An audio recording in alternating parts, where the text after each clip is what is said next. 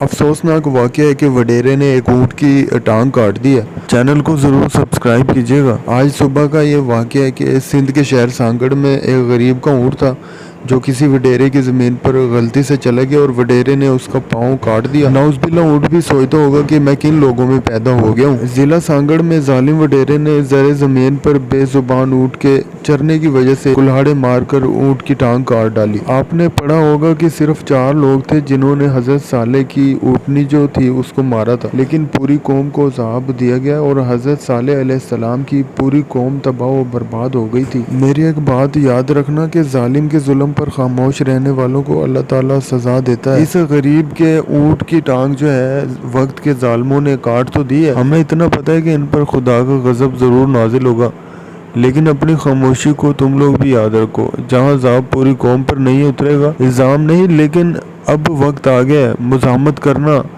SSP سانگڑ فوری action لیں اور اس ظلم کے خلاف آواز اٹھائیں، آپ لوگ بھی اس وڈیرے کو جلد از جلد گرفتار کروانے کے لیے۔ چینل کو ضرور سبسکرائب کیجیے گا۔